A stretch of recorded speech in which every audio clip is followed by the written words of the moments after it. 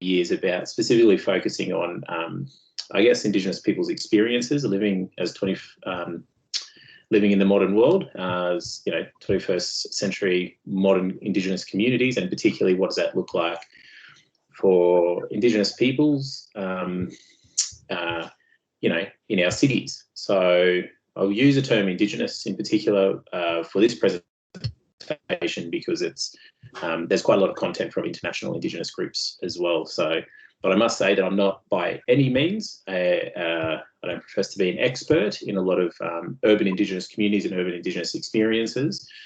But it's kind of I've been lucky enough to be exposed to a number of different urban Indigenous communities as well as cultural land management practices. And so this is kind of a bringing together of a few different areas of experience. Yeah, so I'm just going to kick off the presentation. One sec, so I'll share this. Is that all good?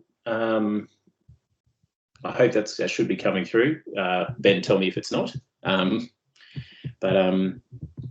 But yeah, so just starting with, the other thing I didn't do, my apologies, is acknowledging the country that everyone is joining from. So in this modern world, especially in a COVID world where we're doing things increasingly online, I like to claim this online space and this, this occasion that we're all sharing, just going to claim it as Aboriginal land. And so I just acknowledge the Aboriginal land that we all joined from, and that we're all sitting in at the moment. But it's an interesting idea as well, this idea of acknowledging country. So we know that acknowledgement of country, it's a distinctly kind of Indigenous ceremony, and it is a ceremony. It's not a modern ceremony, it's a very ancient ceremony, one of the most ancient ceremonies, I would say, in this continent, that really comes from this continent. And it's wonderful to see it used and utilised and operationalised in modern Australia. But I can't help but ask the question, I think it directly relates to this topic, and it's a wonderful question to reflect on.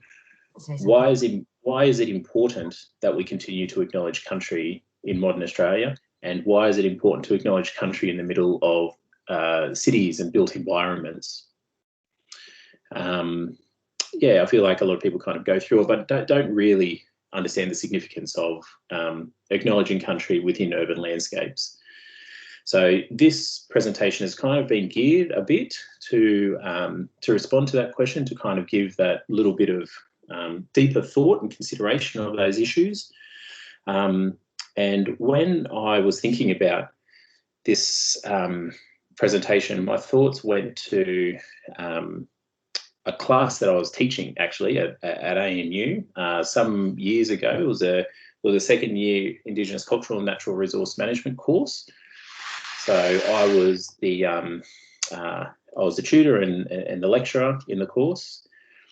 And in one of the classes we did a bit of a decolonising the ANU talk. I'd been lucky enough in my roles, working with Aboriginal Ranger Group in the ACT, that I learnt of a lot of the cultural heritage and also the history, the history of Ngunnawal people in the ACT, and particularly the significance of the ANU and the lands that the ANU was on.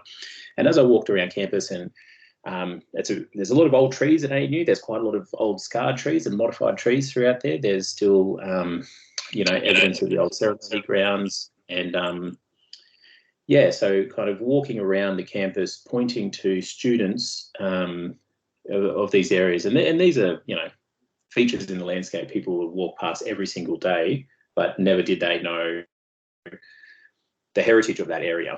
And as we were walking around, one of the students, a young woman, came up to me, and she pulled me aside and asked, how is it that Indigenous people can remain connected in this place? And I said, well, what do you mean? I don't really understand. Like, we're in the middle of a tour and I'm giving, and she's like, and then she kind of put her hands in the air and kind of turned around in a circle, and she said, oh, what about all of this?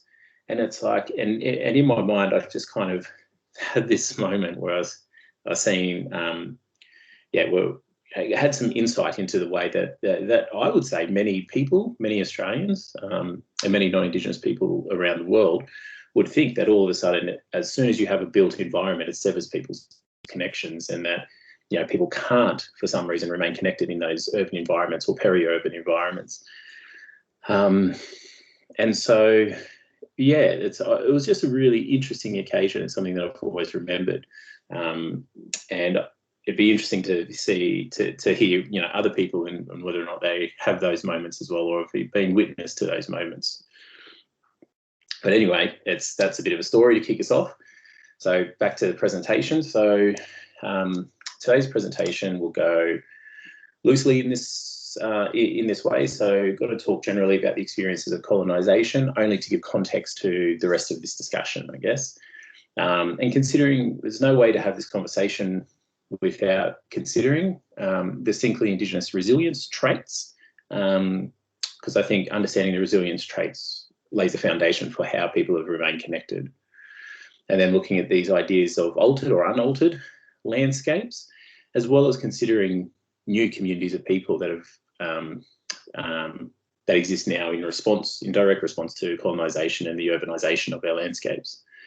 Looking at the idea of resilience landscapes, so talk a little bit about cultural burning, as well as finishing with this idea of, you know, the spirits in the land. So obviously the obvious place to start with this is colonisation, but not just about like colonisation as the idea, but particular parts of colonisation that, you know, colonisation had and continues to have uneven impacts on Indigenous peoples. How colonisation impacted people in the Sydney area is very different to how they impacted people out here where I'm from, and it's very different to how they impacted people in Victoria, in the Northern Territory, and different parts of the Northern Territory.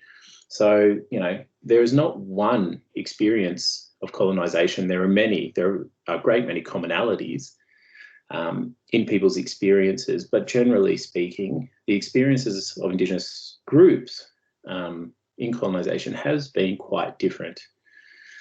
But obviously, the earliest impacted groups were really heavily hit by disease and conflict, and you know, we've seen this mobilisation of people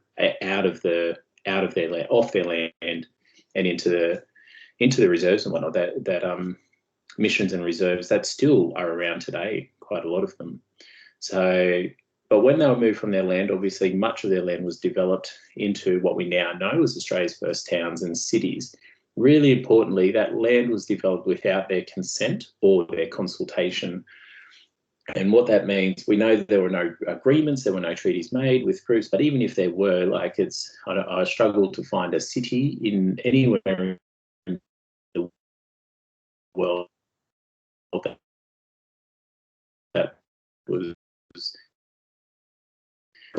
like if it was designed by Indigenous peoples.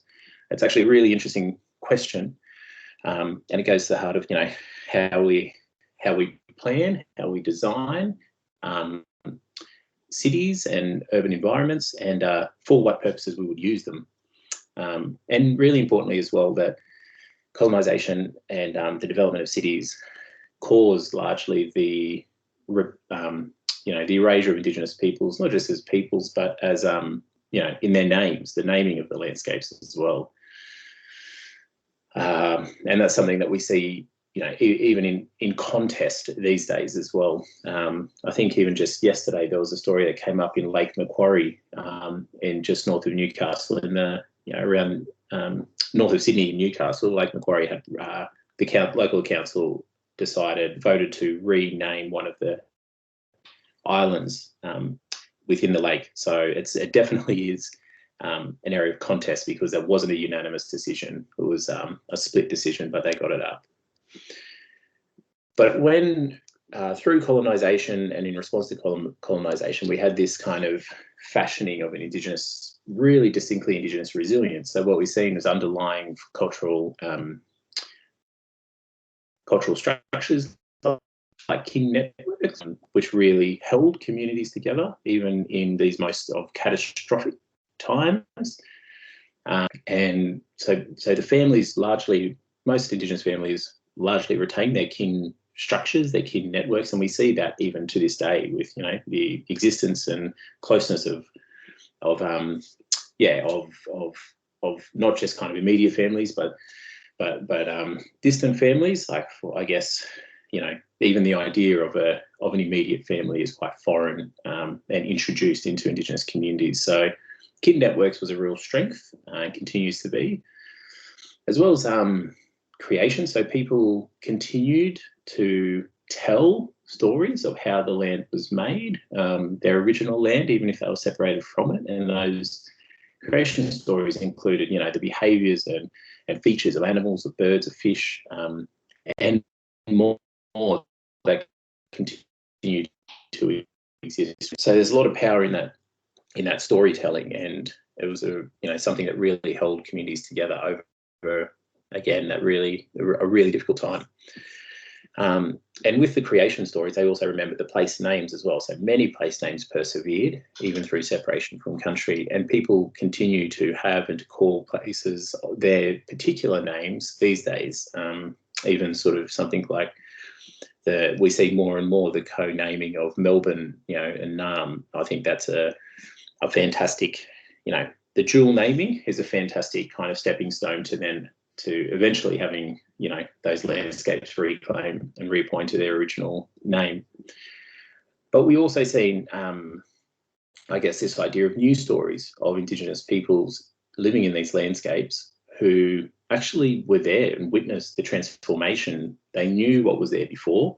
They witnessed the arrival of Europeans, and they witnessed the transformation of their country as well. A lot of those are obviously quite traumatic stories when you hear about cultural heritage sites or sacred areas being desecrated or destroyed. But they're really important stories as well. So we see this kind of layered storytelling in Australian and international cities from an Indigenous standpoint, which I think is just really interesting to even think about. Whilst the landscape changed, there were certain things in it that didn't, however. So we come to this idea of the unaltered landscape. So there remains a significant number of cultural heritage sites throughout Australian cities. So this is a photo of the petroglyphs at Sydney. These are really, obviously really important sites, and really just, I don't know, it's inspiring sites when you go and see them, and powerful still. Australian cities are riddled with where there are old growth trees, especially in a lot of the protected areas, or universities are really, really good sites to find old scarred trees because of their unique kind of tenure relationships. They kind of sit adjacent to city councils and have been spared a lot of the development, even though they're doing their best now to continue demolishing a lot of the landscapes and rebuilding new buildings. But there's a lot of scarred trees still in the cities. Coastal areas, there's a lot of middens and cemeteries. And I think it's really important that we call, where people are buried cemeteries, because the old adage of naming Indigenous cemeteries are burial grounds. It's like, I don't know about everyone else, but I feel like burial grounds is kind of something that, it sounds inhuman. Sounds like something that animals could do, a burial ground, or something really really less than human. So they were cemeteries, and we should call them cemeteries. So there continues to exist ancient Indigenous cemeteries in Australian cities, and we see, we continue to see kind of, through development and the building of high rises and development of sort of certain parts of the land, the unearthing of Indigenous cemeteries.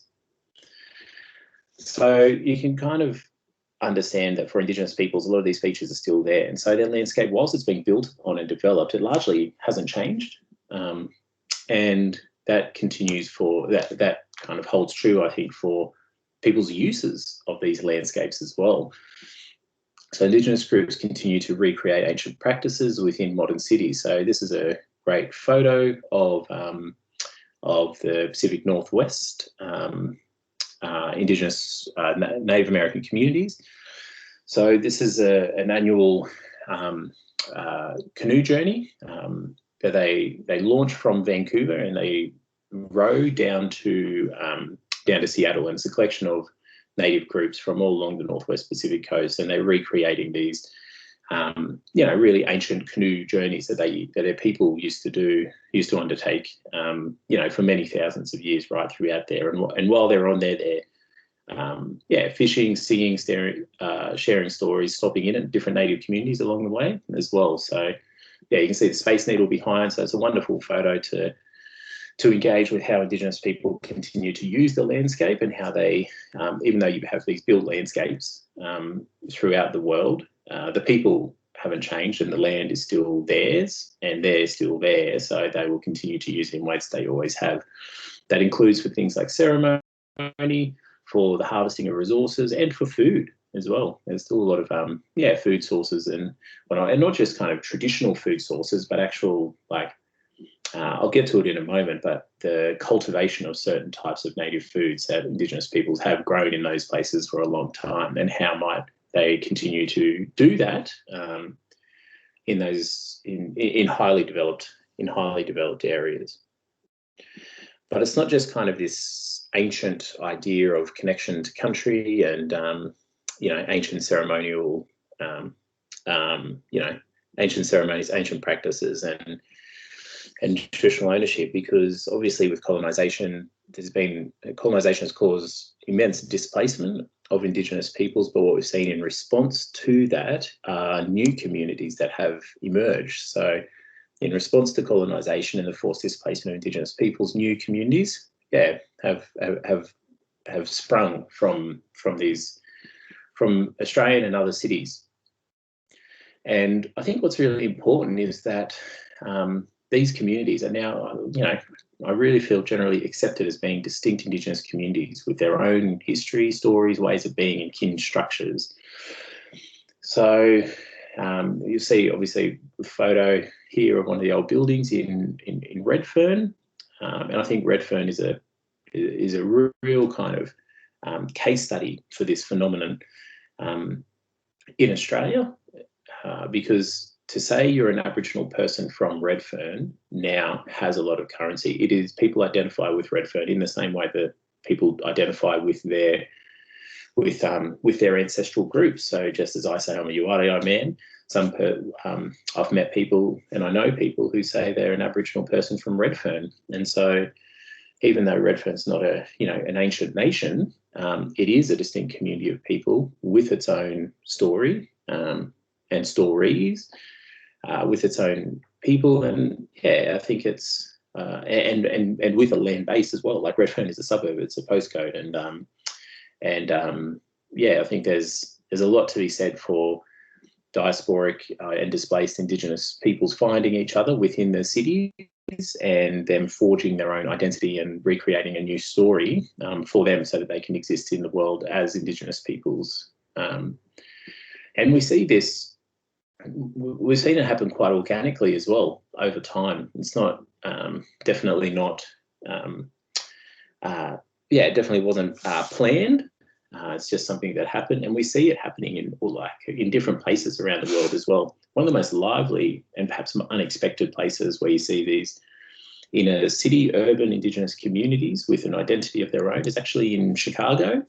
So there's a whole history around multiple Native American groups in and around Chicago who were displaced from the city. So it's a really interesting part of the world, actually, because it's where they moved a lot of Indigenous groups, like around those Great Lakes areas, where they moved a lot of Native American groups from areas like from the Deep South, basically. So from around Florida, from the Carolinas, South Carolina, North Carolina, from Virginia, all these places. So generally what happened is in the new America, they kind of shipped all the people from those real fertile agricultural lands up into the north around the Great Lakes.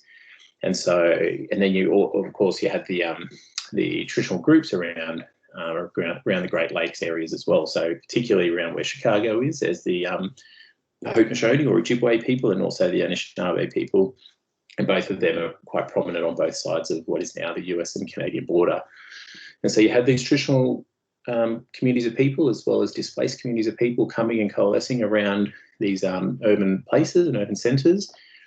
And in Chicago, there's a really lively Native American community. And you had the founding of the the American Indian Center as well there. And it was one of the first real kind of places that people started noticing this really unique Indigenous identity forming within a really big city in a settler colonial country. And you see now, you can Google the American Indian Center. You can sort of look on Google Scholar, look at Native American groups or Indigenous groups, Indigenous food sovereignty in Chicago, and the kind of stuff that comes up is pretty amazing. They're collaborating with different architectural firms. They're collaborating on research projects. They're developing really innovative ways to grow native food sources within the city, and just sort of really inspiring and really interesting resurgence of Indigenous culture. There are a lot of other cities as well around the world that this kind of phenomenon happens. I've highlighted, Sydney and Redfern. You've got Chicago. You've got other places like Toronto. There's a really lively Native American community in Toronto that has its own kind of urban Indigenous. It's actually kind of urban Indigenous and Black identity, as well as other places, really prominent places like Oakland in the Bay Area. Yeah, so you can get on and have a look, and if that's something you're interested in, kind of seek out more. But if it is something you're interested to find out more, I'd recommend having a look at this book. It's called Indigenous in the City by Evelyn Peters and Chris Anderson. It was released in 2013 from UBC Press. And in here, they actually bring a lot of those stories into one, into an edited book. And there's just such rich, diverse, enthralling stories, really, of Indigenous peoples, not just surviving in the cities around the world, but finding new expression, finding thriving as inner city community, urban Indigenous communities, and kind of what that means. And also, there are other kind of chapters that talk about how they're quantified in things like national population statistics and whatnot, and how they're understood by policymakers. So you kind of get the lived experience as well as the more kind of data-driven population statistics around it. So it's I'd highly recommend this book. It's super interesting, and you can get around it. So, but to bring it back to Australia now and look at how Indigenous groups are kind of, existing and recreating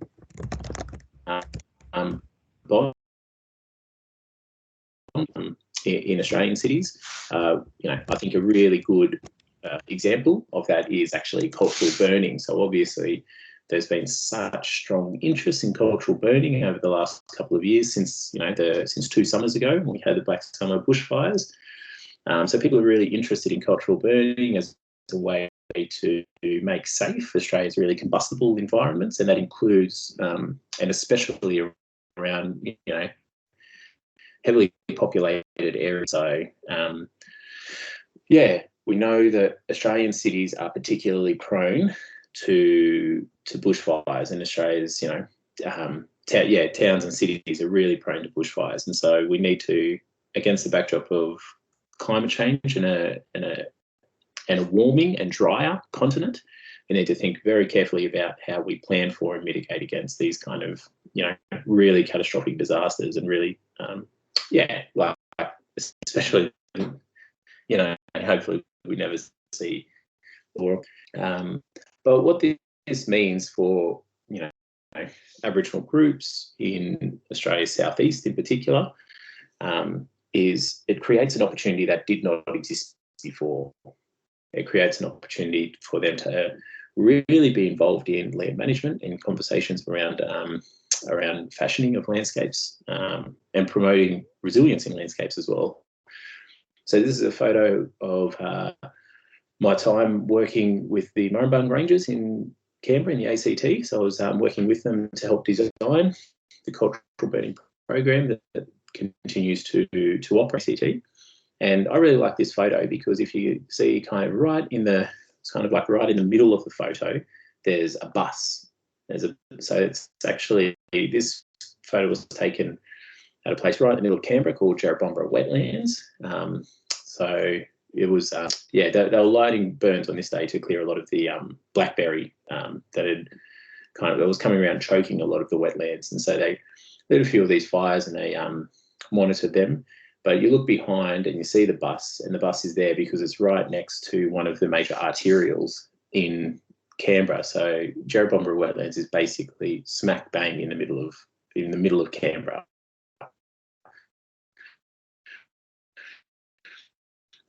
For airport.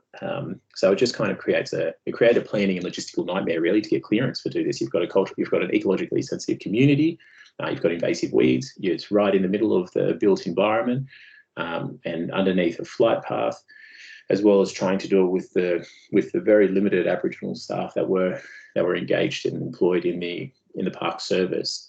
But we pushed through all of that and created it, and the results were absolutely stunning. And they've actually, since this photo was taken, they've gone back and burnt there another 2 times. So there's been 3 cultural burns conducted over the last 8 years at this site. And they've all but eradicated blackberry around the areas that they've burned, which is pretty amazing. And I think it's a case in point of how Indigenous people, how Indigenous groups are really using these opportunities, in particular the knowledge of fire and knowledge of managing, how to manage the land and for what purposes to manage the land with fire, and how that is such an asset in this country generally, but in particular such an asset for towns and cities in the country.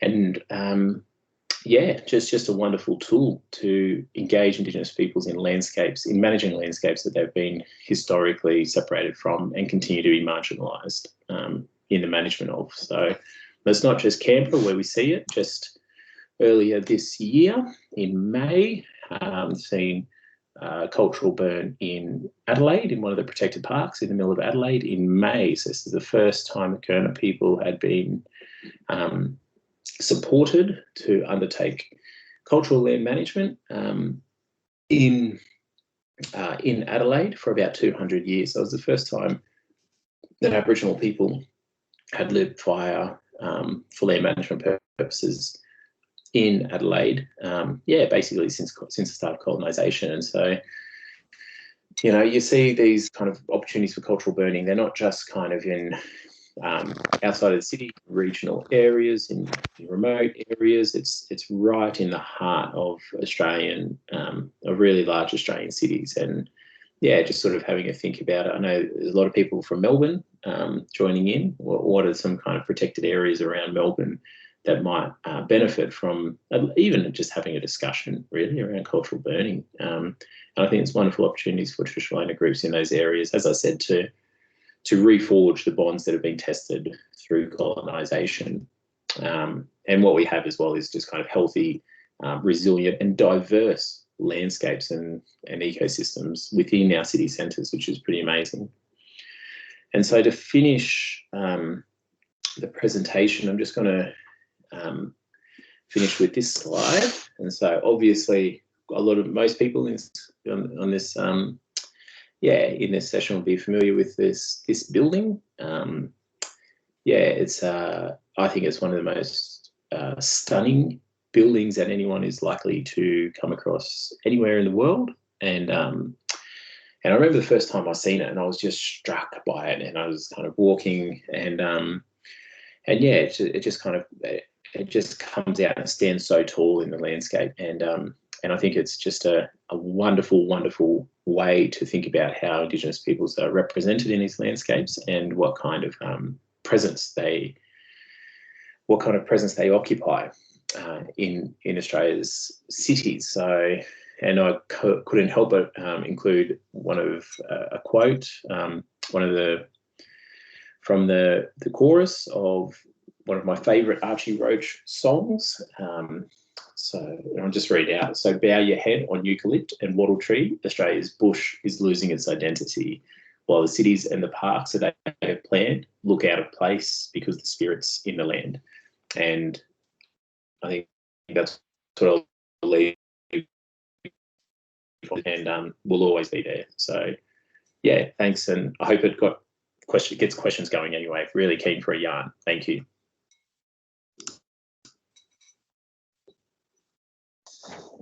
Thanks, Bhiamie. That's fantastic. Covered a lot of ground there too, which is greatly appreciated. So for anyone who has a question, you're welcome to use the hand up feature in the Teams app up the top, or pop your question in the chat, and we'll get to you.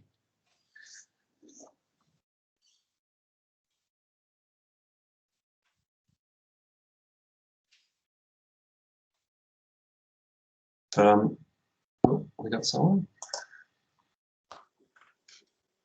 Matt. Hi, Ben, and thank you so much for a wonderful presentation. You've ended with the William Barrett building, which is really an interesting and sometimes polarising case study. And I wondered, it was interesting seeing that juxtaposition with the wonderful Archie Roach quote. And I wonder if the spirit of the land is actually best reflected at a human scale, where the stories are perhaps more visible, and the interaction, well, living, I suppose, as well, rather than something that's super scaled, potentially a bit abstracted, and maybe because of housing affordability issues, not that accessible for people, and particularly Indigenous peoples, to live in. How do we approach that issue as urban designers, as placemakers, and is the human scale the place to start? Yeah, it's a really interesting question, and thank you. First of all, I'd say that whilst I'm happy to share my thoughts, I think that Aboriginal people especially in Naarm, Melbourne, and the traditional owners are really the first people that should be sort of leading that discussion, and obviously their voices and their opinions should be definitely privileged and listened to above others, as well as the voices and experiences of Aboriginal people who have lived in those areas, have lived in Melbourne. Like, there's wonderful, diverse Aboriginal communities in Melbourne itself, like I said, a lot of those people have their own stories, and those stories should be at the front and centre of these kind of discussions. For what it's worth, I think, like, why can't we have both or all? It's not sort of like an either or. I do really think that as a geographer, as someone who works with environment and with cultural land management groups, in particular, a range of groups, I'm always going to be predisposed to wanting to have conversations about the conservation of our protected areas and how to cultivate kind of healthy, diverse ecosystems and landscapes and resources within the landscape that people can actually use. I mean, there's nothing like actually culture is both abstract, but it's also really deeply kind of like an exercise. It's a performance, right? So culture is something that you do. You talk your language, you eat the food, you dance the dances, you sing the songs, you exist within your families. Like, all of this stuff is culture. And I think that resource is so central to the experience of being an Indigenous person. And so, yes, I would be, which is why I love the example of cultural burning, because it promotes those resources and gets people back on country. And so, yes, we should definitely be creating those opportunities. Doesn't mean we shouldn't look at, incorporating Indigenous designs, Indigenous architecture, Indigenous art into these, huge big promenades that we all share. I don't think so. Yes, while there are issues of affordability, I think there's also a conversation around presence, and space, and Indigenous peoples have space and occupying that space in ways that they always have. Indigenous peoples will walk around our landscapes in the cities now and see people and see ancestral beings in the landscape, and this is a way that we can bring that consciousness to non-Indigenous people, and I think it's a good thing as well. So I think the conversation is big enough to want all of those things.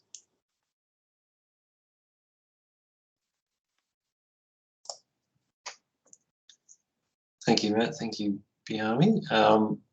Any other questions? Cecily? Hi, thanks so much, Bhiamie. That's been a really thought-provoking and a really informative presentation. And something that I don't know much about really is the practice of cultural burning. And it's really fascinating to hear you speak about how that's an appropriate land management measure for, you know, even urban areas or close to urban areas, peri-urban areas. I was just curious about whether that practice, you know, is something that's been carried out all over Australia, or it's particular to certain types of environments. Yeah, just keen to learn a little bit more about where and sort of why that practice is used. Yeah, so cultural burning is place-based,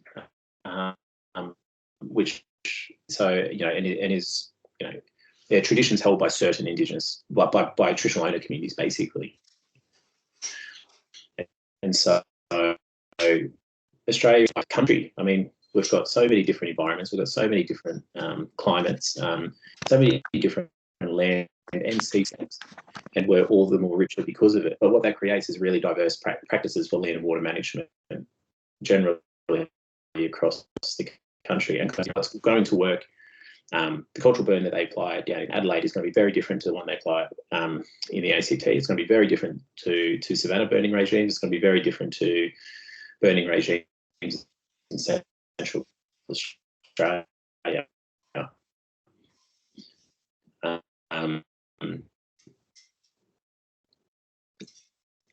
And rather than make that difficult, you know, in that way. So it's not like it makes it more difficult because we already do it. It's just kind of like a better understanding of how we do it. So I don't think it's I guess the difference is now that for many Indigenous groups, particularly in southern parts and eastern parts, who haven't had the ability to practice those land management practices ongoing. So people haven't grown up with it, and their parents haven't grown up with it. They might have grown up with the stories of it, but they haven't actually done the practicing. And so we're in this really interesting and exciting space now. We're kind of matching up the oral stories and traditions that people have, as well as kind of providing the, I guess, the exposure or the training that other groups have, is kind of like trying to put, it's like a patchwork of skills and of knowledge that people are trying to put together and localize in their own community as well, and in their own landscapes. So yeah, but I think the key thing in cultural burning, the thing that makes it cultural burning, is culture. And so you need to engage with culture. And it's like, if culture is at the heart of it, no matter what that Aboriginal group is going to do, is a cultural activity. But yeah, so I think I'm not sure. I feel like I've just kind of rambled on a bit, but I hope I've kind of responded to your question. Yeah. No, you have. That's been great. Thank you.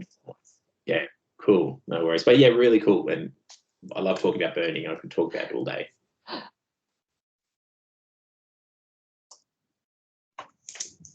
Any other questions?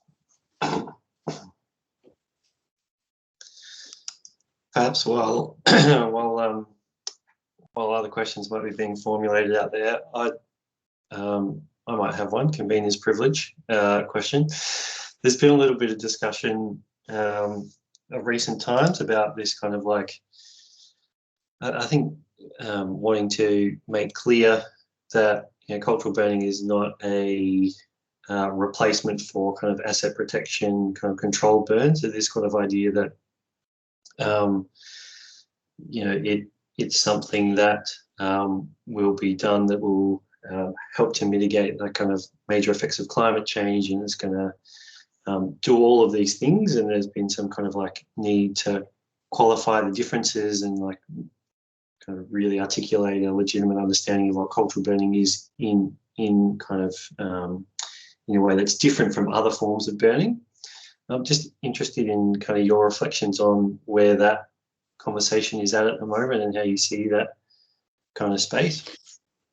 Yeah, so this was we were really so myself and colleagues that I work with in the cultural burning space, especially in southern parts of Australia, we were really worried, I guess, would be the word. We were really worried about the co-optation of Indigenous cultural burning practices, because and that worry came from the way non-Indigenous people were talking about it and wanting to talk about it, and wanting to explore what cultural burning was, because it was done in such a way of like, what can we learn from cultural burning to make safer these environments that we live in, rather than what we were saying was, if you want to talk about cultural burning, you need to talk about empowerment of the local Aboriginal people and the reattachment of people to landscapes and facilitating to get back on landscapes, and embedding them in your management regimes. And so you only have to go and review sort of something like the terms of reference for the bushfire inquiry that they had, or the terms of reference for the independent inquiry in New South Wales. You only need to have a look in any of the kind of strategic planning documents of bushfire and natural hazards, kind of national bushfires and natural hazards documents. You can look at the AFAC kind of national strategy on bushfires that was endorsed by COAG. All of them are about what can we learn from Indigenous people's cultural practices to make better an environment that we've stuffed up. And it's just not, that separation, that mining of Indigenous knowledges to then separate them to apply it in a non-Indigenous context was something we seen on the horizon. And so we pushed back really, really hard against that consistently and in an organised way. And I feel like we've had some pretty good gains with that. We've had some pretty good acknowledgement. So we've seen the recommendations from the Royal Commission and other inquiries that Indigenous cultural burning practices is for Indigenous basically to do. It is not something that can be separated. If you take, as I said, in response to the last question, the key ingredient in cultural burning is culture. If you take culture out of it, what you have is just kind of, either, quite frankly, Western land management regimes. They could be Western land management regimes inspired by Indigenous peoples, but they're not Indigenous peoples' land management regimes. And so we do see that now. We see it coming through more and more, that if people want to talk about cultural burning, they need to talk about engaging with their local community. And I feel like so I feel like that was a win that we had. But it remains something that we need to continually so something that we need to continuously kind of guard and watch over, because it's as soon as we kind of open the door for people to learn without empowering, well, then it's, that's just kind of, we don't want to be there. Absolutely. Thank you. We have a couple of questions in the chat. I don't know if you've got the chat thread up, but I'm happy to read them out otherwise. Yeah, sure. Please just. Yep. So, question from Jupiter. What has been your thoughts, experience with the effects of climate change on Indigenous communities here and around the world? Big question. Yeah. So actually, I'm trying to write a paper on this. Look, Indigenous peoples are and will continue to be disproportionately impacted by climate change. And it's a matter of justice, because Indigenous peoples, once more, had nothing to do with that problem. What we see are changing seasons, changing animal behaviours, changing climates, changing environments. And when you put together climate change with the mismanagement of a lot of Australia's environments, what you have is kind of this real catastrophe, really. It's kind of like this slow violence unfolding against Aboriginal people once more. I never talk about the impacts of climate change on Indigenous peoples in Australia without specifically mentioning the Torres Strait and Torres Strait Islander communities. They are being impacted most greatly already, and they will continue to be impacted significantly, to the point where some of those low-lying islands and atolls that continue to to be the home of a lot of those communities of people will no longer exist. And so we're going to have like Indigenous peoples who are refugees in their own country because they don't have their own country anymore. And we see that unfolding already. So I think that when we talk about climate change, when we write about climate change, when we have panels about climate change in this country, please make sure there are Indigenous people on it or in it or around it.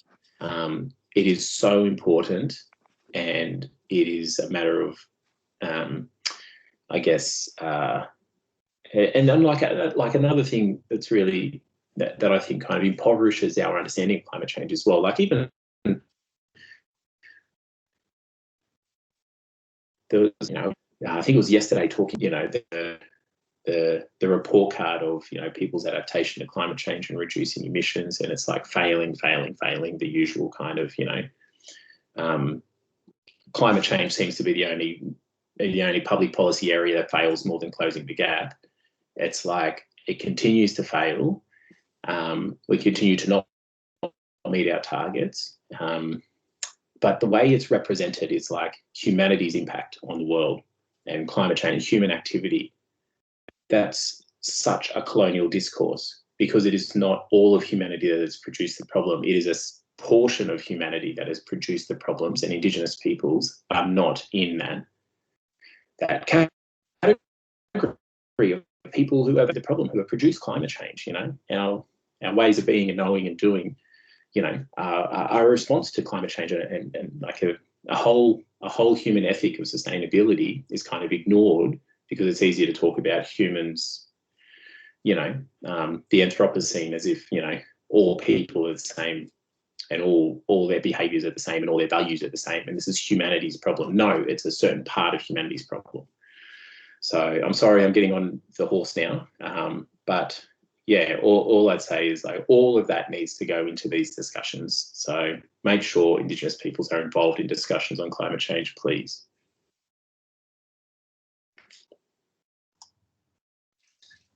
Absolutely.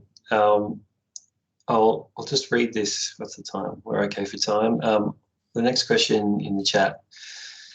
What do you think about the partnerships between Aboriginal and Western stakeholders for managing parks, conservation areas, environmental programs? How could they be improved? Yeah, so this is kind of something that Australia does both really well and really poorly. So Australia was one of the first countries in the world, I think in fact the first country in the world, to introduce things like co-managed national parks. So co-managed national parks and reserve systems with Indigenous peoples. With Western Australia being Kakadu, even though yes, there were origins of that partnership because it's all tied up with the uranium mine up there and all this kind of stuff. But the fact is, the very first co-management agreement between a Western government and Indigenous peoples was here in Australia. And we've got quite a few co-management regimes now. And in fact, the Indigenous estate has grown and grown and grown. And there's like predictions by Indigenous academics that, over the next 25 to 30 years, all protected areas and all national parks in Australia will have some form of co-managed agreement with Indigenous peoples. And I think that's fantastic, and it's really to be welcomed. But I think we are still kind of like, we're still renovating the house when what we need to do is, is kind of like abolish it as well and rebuild it in certain ways. Maybe not all of it, but certain parts of it. Because whilst Indigenous peoples are negotiating for co-management of national parks, they still can't determine what is a national park. I mean, like intellectually, what is it? We still have this really archaic, I would say really underdeveloped idea of a national park, of things that it comes out of Yellowstone from, the model in North America. It's a real American way of like engaging with the environment, our national parks, and it comes from this fabrication of wilderness that environment are over there and people are over there, and neither of the two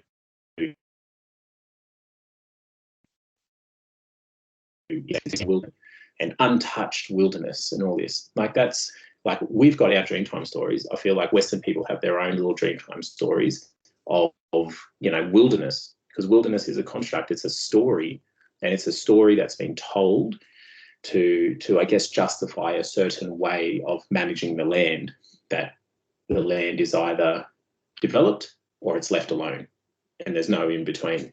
Whereas Indigenous peoples live in this in between. And so it's fantastic that we have co-management regimes, that we engage with people in protected areas management. But what we need to do is have a deeper discussion around what is a national park, what are protected areas, why are we protecting them, how are we using them, and for what purposes are we managing them.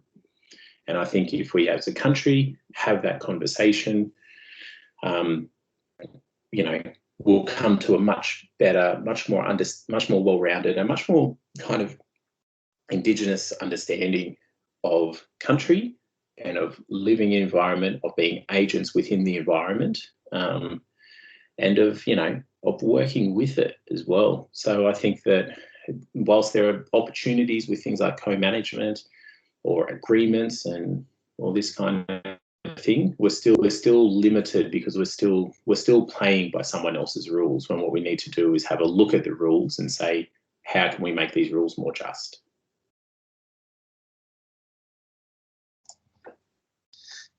Nice one, thank you. And it seems there's been particular practices in public protected areas, and it seems like some of the more interesting things are happening in the non-government protected area space, a bit more creative kind of ownership and or management kind of arrangements that appear to be popping up as well.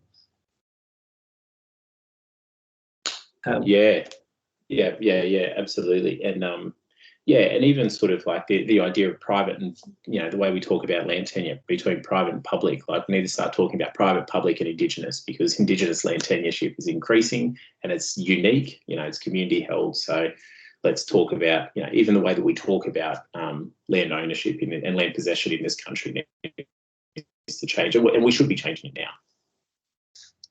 Absolutely.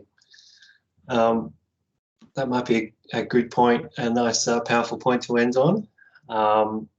Thank you so much, Bhiamie. It's been fantastic, and we've had a big engaged audience today who are no doubt very appreciative. So yeah, do pop something in the chat just to acknowledge the opportunity we've had to hear from Bhiamie today, and the fact that he's given up his time so generously.